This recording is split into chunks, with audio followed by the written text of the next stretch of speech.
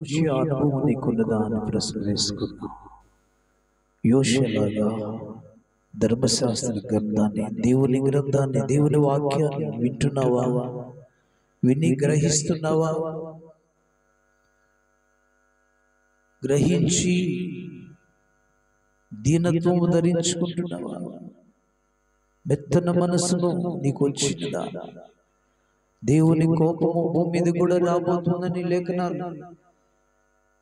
అప్పుడున్నటువంటి లోకము జలముల చేత ఆయన నాశనం చేశాడు. ఇప్పుడున్నటువంటి లోకము అగ్ని కొరకు, నాశనము కొరకు దాచబడి ఉన్నది క్రీస్తు ద్వారా ఇంకా కాపాడబడబోతుందని లేఖనం సెలవిస్తుంది. గ్రహిస్తున్నావా? దేవుని భూమి మీదకి భూములయం భయంకరమైనటువంటి పంచభూతములు మిక్కిరమైన వేండ్రంతో లయమైపోతాయని, భూమి అని సముఖంలోంచి పారిపోతుందని,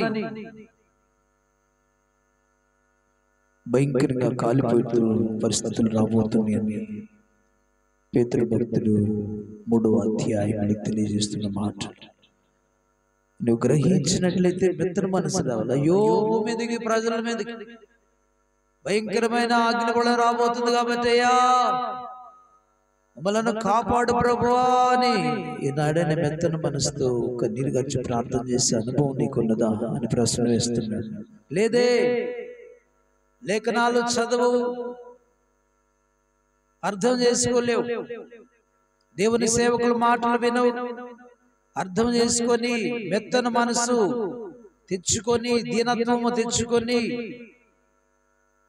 దేవుని ఎదుట కన్నీరు గార్చలేవు, గ్రహించలేవు. కాబట్టి ఈరోజు అంటున్నాడు, రాబోతున్న ప్రళయాలను తప్పించుకున్నట్లుగా లేఖనము గ్రహించినటువంటి మనం దేవుని ఎదుట కన్నీరు గార్చయ్యా, కాపాడయ్యా, మా దేశం, మా ప్రపంచాన్ని కాపాడు, మా ప్రజలను, సంఘాన్ని కాపాడు, మా బిడ్డలను కాపాడే. జల ప్రళయంలో జనమంతా కొట్టుకుపోయింది, నాశనమైందయ్యా, జీవమంతా చనిపోయింది. నీవు ప్రేమించిన ఒక కుటుంబాన్ని, 8 మందిని కాపాడావు. వారి నుంచి మరలా మానవ కోటిని సహాయం చేసావు, విస్తరించేసావు. ఇప్పుడైతే ఆనాడు జల ప్రళయంతో నాశనం, ఈనాడు అగ్నితో కాల్చబోతున్నావని మాకు అర్థమవుతుందయ్యా. మేమైతే ప్రార్థించలేకపోతున్నాం. యోషియాలాగా మేము కూడా మెత్తన మనసు తెచ్చుకున్న వారమై, వాక్యమును గ్రహించి మెత్తన మనసు తెచ్చుకున్న వారమై ప్రజల కోసం, దేశం కోసం ప్రార్థించే అనుభవం మాకు దయచి నాయన. నా పేరు పెట్టుబడి నా జనులు తమ్ము తగ్గించుకొని ప్రార్థన చేసి, వెతికి, విచారించి, చెడు మార్గములను విడిచిపెట్టి, చెడు నడతలను విడిచిపెట్టి ప్రార్థన చేసి నీడలా నేను వారి పాపములను క్షమించి, ఆకాశం నుండి వారి ప్రార్థన విని వారి పాపములను క్షమించుతానని మీరు సెలవిచ్చారు. దేశమును స్వస్థపరుస్తానని మాట ఇచ్చారయ్యా.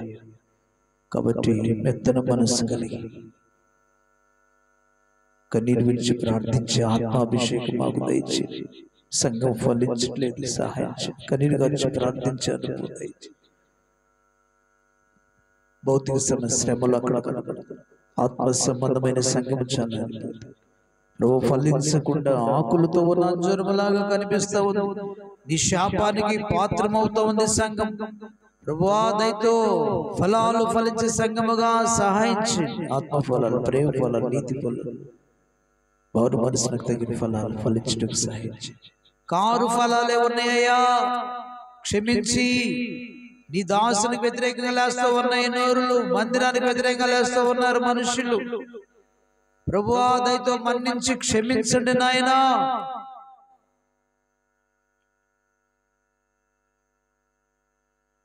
క్షమించండి సంఘం నాయనా, ఫలించినట్లు సహాయించండి.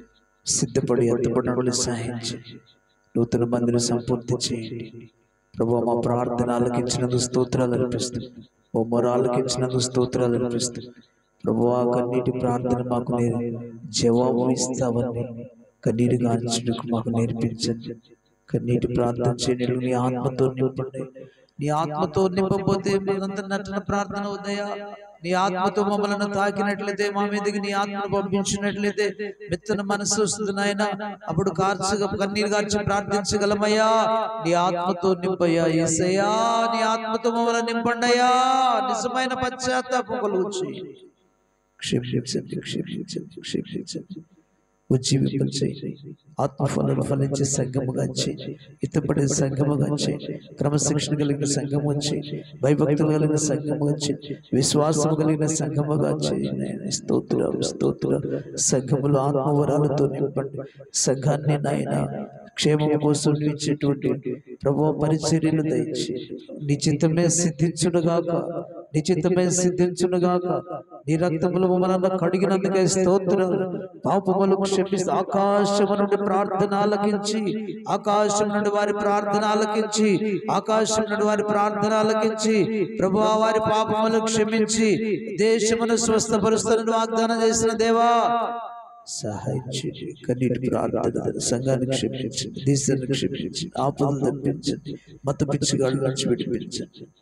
నీకు మహిమ అర్పిస్తాం. యేసయ్య నామమున స్తుతించి ప్రార్థించి అడిగి వేడుకుంటున్నాము తండ్రి.